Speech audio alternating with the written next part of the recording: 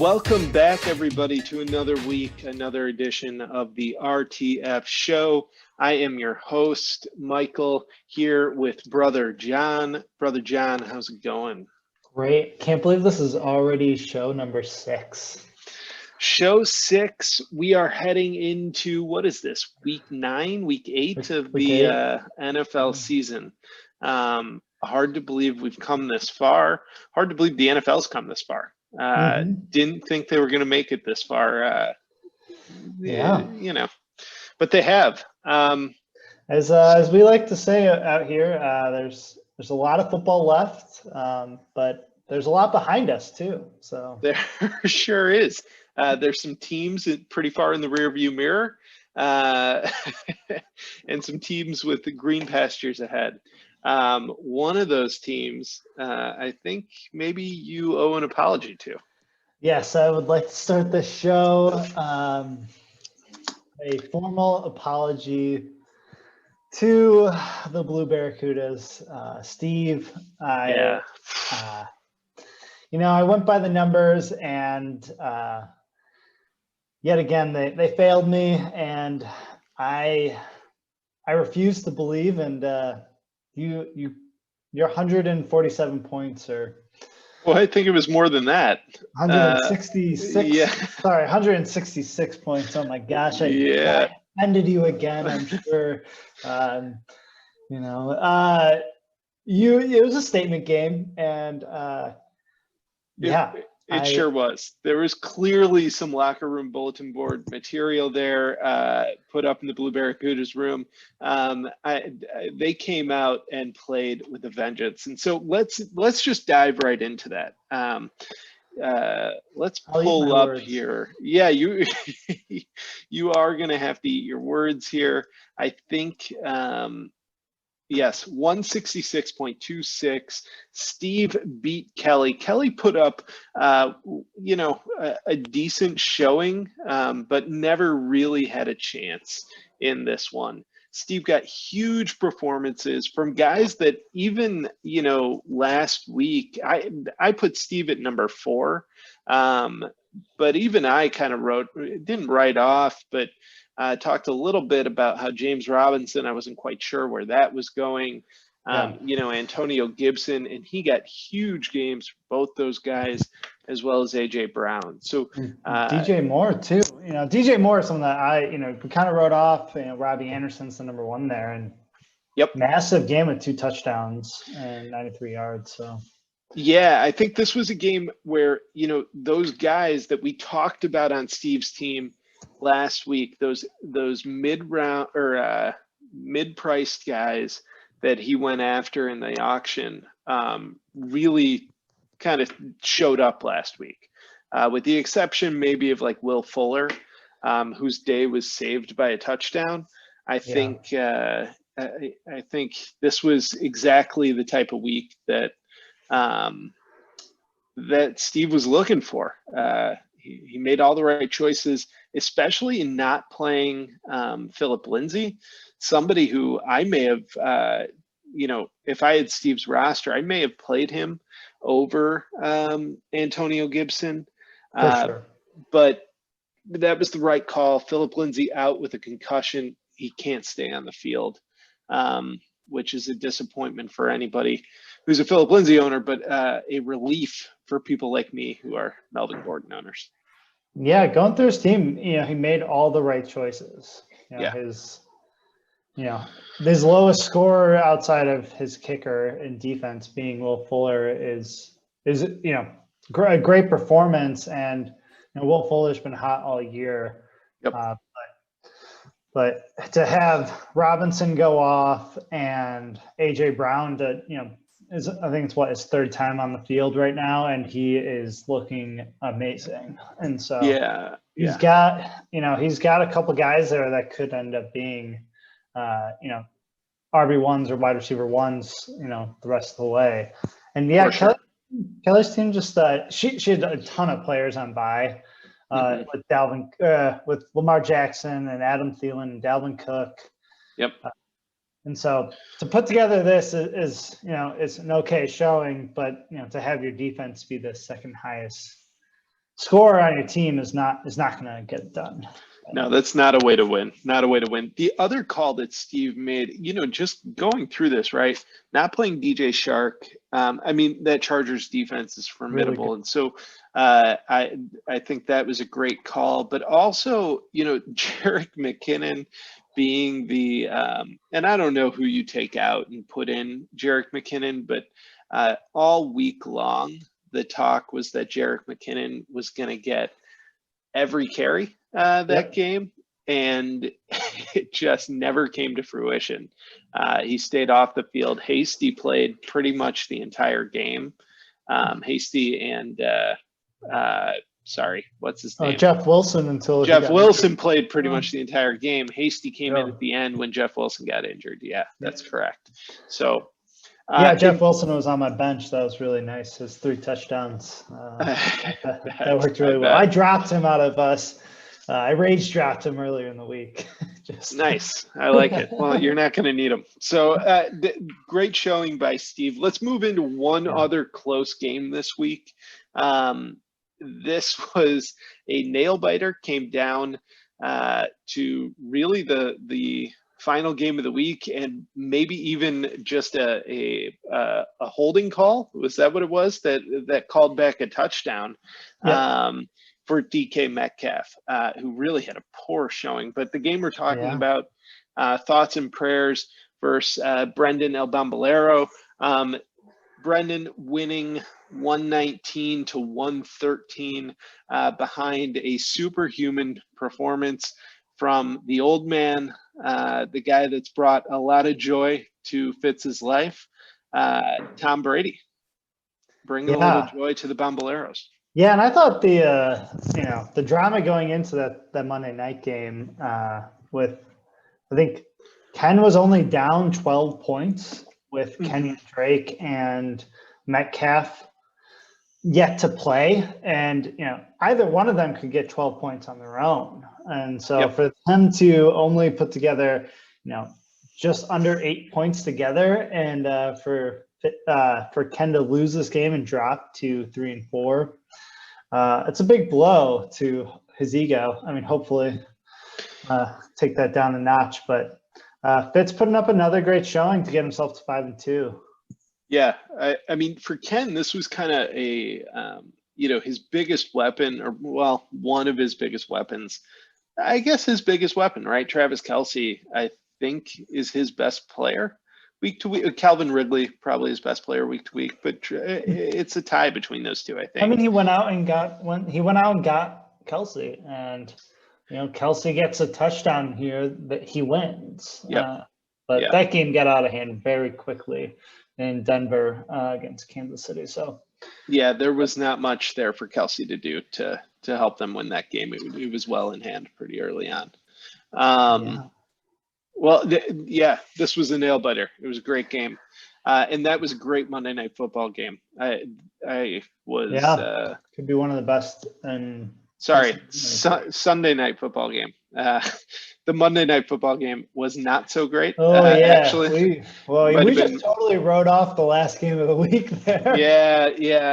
You can see where my mind was. I tried to erase Monday night. From my memory as quickly as possible. That was tough to watch. Yeah, Nagy needs to be fired, or at least removed from play calling duties. But John, you were angry in the chat. You were not having that Matt Nagy. No, he's terrible. I even sent you a post today that was on like a Bears subreddit, and the Bears have not scored a 50+ yard touchdown since week 8 of 2018. That's 2 years. Yeah, that's 2 years of football. And on top of that, under Matt Nagy, there's only been 7 plays of 50+ yards in general. That's insane to me that as an offensive genius, like, you'd think at least like a couple times a year, maybe there'd be a blown coverage and we hit someone on a deep ball, or a free play and we throw it up, or whatever it may be. Like, Nagy is awful. I can't. We're done. Let's move on. Let's move on before I blow a gasket. I'm never wearing that Bears jacket again until we win the Super Bowl.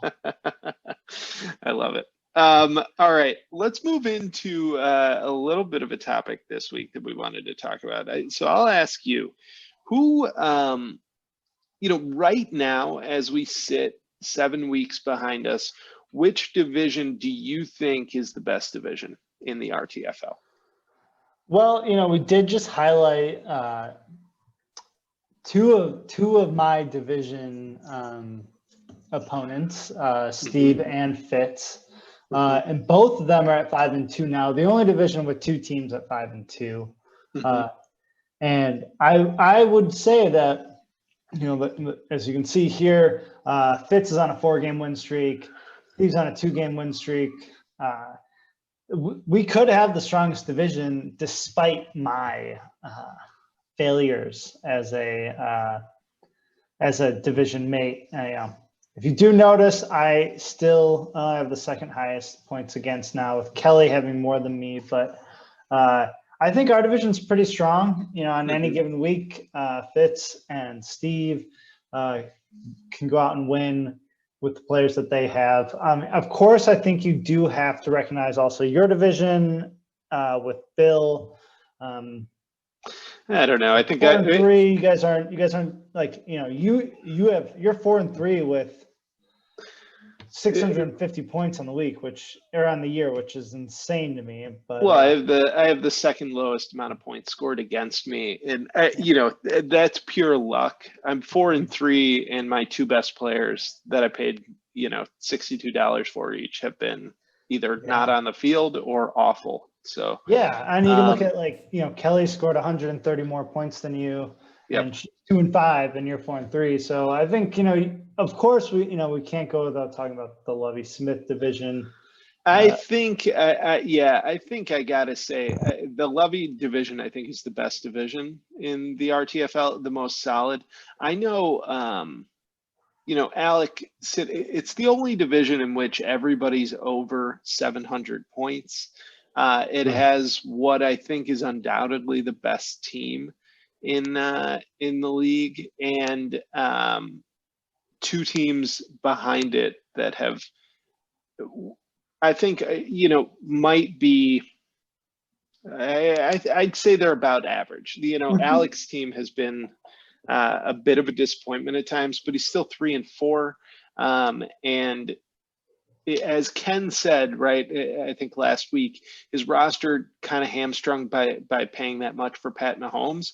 But he's got guys on here. I know we went through this last week, that Derrick Henry every week could get you a game-winning number of points, right? Yeah, and as they say, it's getting to wintertime, and once it's wintertime, Derrick Henry starts to put up those 200-yard games, and that could easily win him some fantasy games down the stretch here, and put himself in contention for a wild card spot at the very least.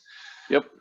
So I agree with that. I think two of the top three best teams in our power ranking last week came out of the Lovey division. So it's hard to argue with that. That they are the best. I think if we go down a little bit more, right, the Ditka division, led by Charlie's team, which we'll get to in a second. The Ditka division, right, features two teams over 750 points, neither of which are the division leaders. Charlie's team, sitting at 4-3, is ahead in that division, really on the backs of the Green Bay Packers. Although I have to say, this past week, Charlie somehow got a miracle performance from one Greg Ward, who we denigrated on this very podcast just a week ago. So I do apologize, not to Charlie, but I apologize to Greg Ward. Because 12 points from a guy like Greg Ward, that's what you're looking for, I think. I mean, but also looking at his team, having let's see, 67, 80, 86 points coming just from the Green Bay Packers, his three Green Bay Packers players. That's incredible. Exactly. And, it can happen every week with AJ Green, or Aaron Jones, sorry. Got AJ all over. Aaron Jones eventually coming back. Sounds like he might miss this week too. If he can average 80 to 90 points out of those three Packers, that's going to be that can be a tough beat, even if he is starting Greg Ward or somebody who doesn't play, or Zach Ertz, who is on IR, been out that whole week. Yes. So Charlie does have a fine incoming. He will be fined in draft capital for next year's draft.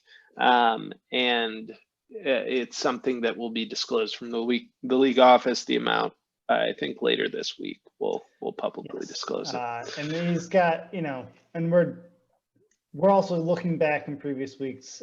We know that he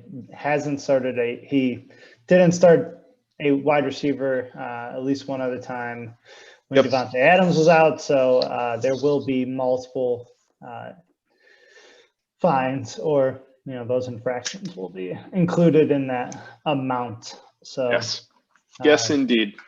All right. Well, we don't need to linger on that. So let's move on. News and notes this week around the NFL, and really last week, I think.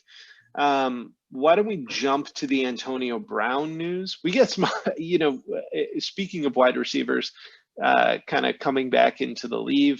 We can touch on this. Dez Bryant was signed this week to the Ravens practice squad. Any thoughts about that? The one thing that, I was listening to another podcast, and they brought this up, and they mentioned that he is only 31 years old.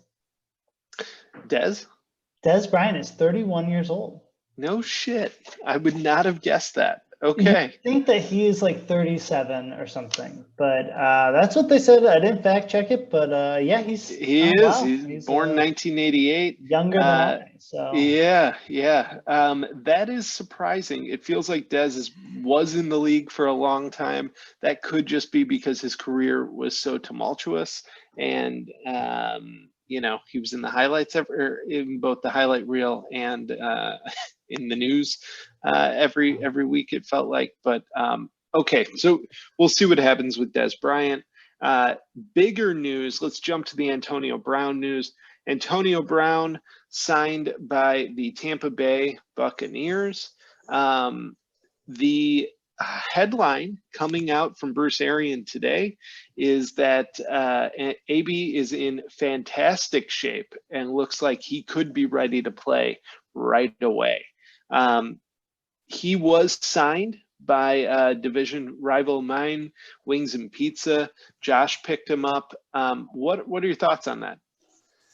I feel like this is, it could be a great signing. There's a lot of mouths to feed there, and who knows, like there is rumors that, maybe he gets another suspension depending on some of his sexual assault court cases as they progress. But ultimately, I think he'll be good, but I think the way Tom Brady operates is that he goes with whoever's open. So I don't think he's going to force feed Antonio Brown, 8 to 10 targets a game. He doesn't even do that for Mike Evans.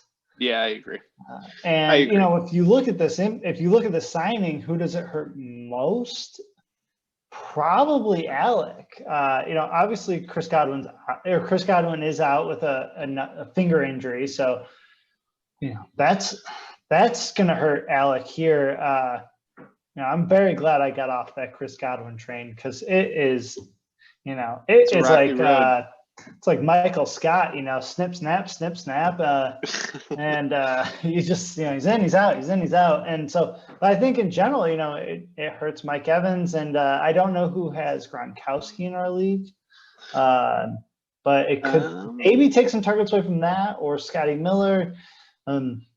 But just in general, I think, you're adding another mouth feed, great for the Tampa Bay Bucks. But yeah, Is it good for fantasy? I don't know. We shall find out. And I'm excited to see what happens there. And for Josh, he picked him up. There were a couple other offers. I put in a $2 offer just to see if I could get in before anybody else jumped on the news. But the average Peters also put in a $5 offer. Josh winning him for $11. I think that's a good signing. I mean, $11 is high for a guy that you may not play the rest of the year, but Josh had plenty of fab money to burn, so might as well. I mean, I think you brought up like Des Bryant being such a head case, always in the news, several years ago. Same. Antonio Brown's the same situation here. And, of course. So he might never end up on the field again, or similar to, like 2 years ago or last year, like I had Antonio Brown and God, great. He gets signs with the Pats. He plays one game, gets let go. Like it's a mess. So yeah, for sure. But for a 2 and 5 team, I think it's a shot, worth taking. For sure. A couple other big pickups, and I think we can pair these, right? So Carlos Hyde and Gus Edwards were both picked up. Carlos Hyde picked up by the Hollow Earthers. Gus Edwards picked up by the Alpha Peters. Both in somewhat precarious situations, right? In terms of playing time, in terms of the usefulness that they're going to be to their team. Let's start with Carlos Hyde. What do you think of that Carlos Hyde sign? If he plays and Chris Carson doesn't play, then you're looking at a great spot starter to get build through a couple bye weeks, some bye week issues, or I know that Bill's got Mike Davis, and there's talk of CMC coming back this week, and if he does, then you really can't play Mike Davis, even if they say it's gonna be a timeshare. If CMC plays, he's gonna play at least 60 or 70% of the snaps, which at that point you don't want to play Davis. And if he can play Carlos Hyde, then great for the week. I think Bill's still gonna have to figure out a long-term solution to replacing Mike Davis. And Agreed. Carlos Hyde didn't practice today, so he might not even play. So to pay $10 for that is potentially, a high price, but I think you're right. And I think that, Chris Carson made it a point at the beginning of the season to say he was going to try and play all 16 games this year. He's got that, he's a guy that people, I think, look at as somebody who's injury prone, who's constantly off the field, and he's trying to shed that image. So I think he's a guy that's going to do everything he can to play this week. It may not be possible, but we'll see. The Gus Edwards signing, I don't know. I mean, sure, take a shot in the dark. The Alpha Peters are 5-2. They're the best team in the league. They put up 930 points. If Peter wants to waste his money on Gus Edwards, God bless him. That's my view on that. Oh yeah. I'll let him spend that money all day. I sure. don't think he'll be, I don't think he'll be playing him. Looking at his team, he's got some running back issues. Obviously, he's got Chris Carson there, and if Chris Carson plays, then maybe he takes out Darrell Henderson and puts in Chris Carson. But sure, it's a great shot in the dark. And if Mark Ingram ends up being injured longer, then he's got a great spot start. But once Nick Chubb comes back, unfortunately, Alpha Peter's going to have the difficult decision of whether he wants to start Jonathan Taylor, Chris Carson, Nick Chubb, all three. I don't feel bad for him. So no, nor should we. The other notable pickup I think you wanted to highlight this week, Richard Rodgers was picked up by Charlie's team to replace Zach Ertz, who's on IR, both in real life and in fantasy RTFL life. I like the Richard Rodgers pickup. The only thing to note, Dallas Goedert is designated to return at some point, he has a 3-week window in which they can bring him back off of that short-term IR. So I don't know, maybe he gets 1 game, maybe he gets 2 out of use out of Richard Rodgers, but we'll see. Yeah, he also picked up Njoku. Who requested a trade a couple weeks ago, I think, right? Yeah, he had a big game on Sunday, but yeah. he at least had a touchdown. But yeah, he did request a trade, and it sounds like they're trying to move him. Yeah. But who knows? Well, that could be a good thing. So for sure. We'll see. All right. Trades. We did not in the league have any big trades this week. The trade deadline, though, is coming up. We have the trade deadline.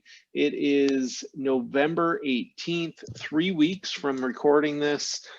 So late trade deadline in the RTFL, it comes the Wednesday before week 11. So the Wednesday before week 11, you'll have 3 games left. And I think with how our league is bunched up at this point, right, there should be some separation starting to happen in the next couple weeks. And I think that could start to really, people could really start to either sell, depending on what they want to do for the future. So yeah, and just to go over this, you can obviously you're trading players. You can trade current fab money, this year's fab money, next year's draft capital, and next year's fab.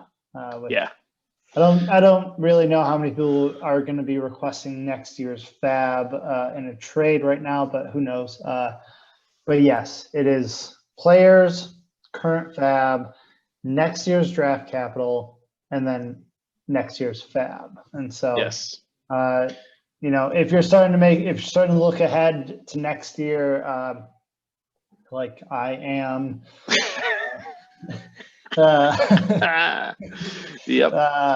just a little plug here. Extra draft capital is can be enticing. So if you for sure, a few dollars draft money goes a long way. Yes, it can. Difference between getting somebody in that. No, and so if you're negotiating, and we'll remind everyone in the coming weeks, we do have to review the trades just to make sure, if there is draft capital and other things involved like that we can make sure that that's all on the up and up and everything, and capture that for next year. If you are making looking to make a trade with those things, feel free to reach out and ask questions to Mike and I if they're, if we're not involved in that, and whatnot, and especially in that week leading up to the trade deadline, that would be much appreciated. For sure. I'll make myself available that Wednesday just to get trades through. I guess we could also say if it is submitted, we'll look at it as fast as possible. But as far as trades going, one thing I wanted to ask you, Mike, is not for me, because I think, like I said, I'm not interested in much this year. What's the availability of Michael Thomas these days? Is he? To me, he's this year's Antonio Brown. I don't think that's fair. Say he's a head case. He's punching players. He's not a head case. He's injured. Is he going to get frostbite on his toes this year? What's his helmet situation? Come on. Yeah. So Michael Thomas, I had been kind of steadfast in that I was going to wait it out until Michael Thomas got healthy and see where I'm at. And at this point, I'm 4-3. So I will kind of continue that. I mean, if people want to send offers for Michael Thomas, I'll listen to them. Same with Ezekiel Elliott. I'll listen to Ezekiel Elliott offers as well. But at this point, I would like to actually play a week with my entire team intact, the team that I drafted to have in my starting lineup, which includes both of those guys. So we'll see, but it is getting to that point. where I got to be honest, I'm fucking sick of reading Michael Thomas news. Every week there is new news about Michael Thomas. I just want a week where the news is that he went to practice and he went home and then he went to practice and he went home and then he played in a fucking game. So I'm getting sick of the Mike Thomas stuff. But we can move on. No need to. I mean, he's only played in one game this year. That's crazy. I mean, he was supposed to play last week, and then he tweaks a hamstring and he's out. Mm-hmm. So I just it's hard to be positive about. And he's got a tough schedule coming up. He's got Chicago this week. He does, yeah. Chicago, then Tampa Bay, then San Francisco. Yep. And then Atlanta, good game. Then Denver at Denver, so that'll be tough. And then Atlanta again, and then Philly, then KC. So, I mean, he's got a pretty good schedule down the stretch there, especially during playoff time. The games I really need to win are right now. The next 2 weeks in which he plays two of the best defenses in football. So we'll see. San Francisco's no slouch either. So this next 3-game stretch is rough. For sure. All right, let's move on. Week preview. We'll hit a few things here just real quickly. Some divisional matchups coming up. The Alpha Peters playing AJL, Alex's team, and Charlie's team playing Kelly's team in that division. I think, these are must wins for the two underdogs there, the two opponents underneath Kelly's team and the AJL. Yeah, it's hard to say Kelly's the underdog there with the amount of points she's put up, but she's 5-2 or 2-5. Yeah, the record says so. And God, that's just rough. And then Alec really needs to pull one out here to stay in the divisional hunt. But even in the wild card hunt, especially in the wild card, I think so as well. But in the Lovey division, Alpha Peter sits at 2-0, and if he goes to 3-0, he's locked up his playoff spot. Yeah, for sure. I think. I think so too. So you go 3-0, then go to 3-1. Yeah, that's going to do it, and he's going to have his entry into the playoffs punched there. So big week for the Alpha Peter as well. We also have the battle for last place. I'm sorry. One second. Also, if Charlie's 2-0 as well in his division, so if he wins, he's punching his ticket to the playoffs. He very well may be, yeah. Yep. But, I mean, yes, he likely is. Yeah, because you're only playing 4 division games, right? So... let's save it. Let's save it and see what happens this week, and we'll sort that out. That's right. Yeah, let's do that. Let's move on. We got one more thing. Last place battle of the week. You versus Josh. Should be a nail biter. It's actually the projections couldn't be closer. You're projected right now within 0.23 points. You each have, according to Yahoo's bullshit percent chance to win, you each have a 50-50 chance to win. Well, you think you're going to pull it out this week? No, and I would just, for fairness, I would like to point out that Josh does not have a kicker in yet. So great point. Okay. Great point. That will definitely put him over. He doesn't have a kicker on his roster just yet, but he's got an empty bench spot. Yep. So I think he'll be able to he'll move those numbers for sure.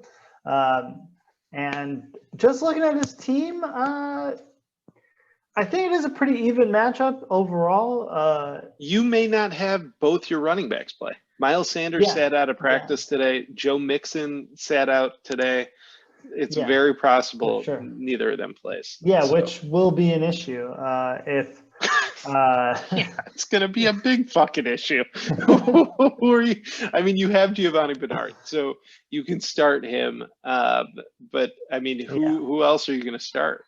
Malcolm Brown, you picked back up. Kelly. Which, yeah, I think Malcolm Brown had a pretty good week last week. Not great, but Daryl Henderson, I think, is banged up a little bit. But all right, I'm not a big fan of Malcolm Brown. I don't know why I picked him up. Josh Kelly, I think he had a better week last week. He out-touched Jeff Jackson by quite a bit and was involved in the passing game. So that was encouraging, but yeah, no, I'm probably just going to try and pick up a bunch of backup running backs and hope someone gets injured, and then. All right. Well, we'll see what happens. I mean, everybody's waiting with bated breath to see how this game plays out. One last thing before we get out of here. Survivor update. The Average Peters joined us on the island. Average Peters put up 81.52 points, and I think Peter himself would say he deserves to have been kicked off the island with us for that performance. So we're happy to have you, Pete. Welcome on in. The water is warm, the beer is flowing, and we are having a good time. Very John. much so. I'm so excited.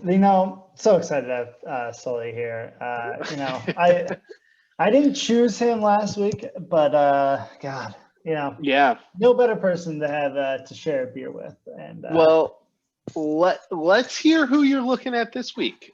So Survivor prediction. Chose Fitz last week, just so we're all up to date. That did not go well. Fitz had a great game last week. So this week I am going with someone who graced our presence last week. That is always near and dear to our hearts. He's in my thoughts and my prayers. I'm going on Ken this week to pull out the L.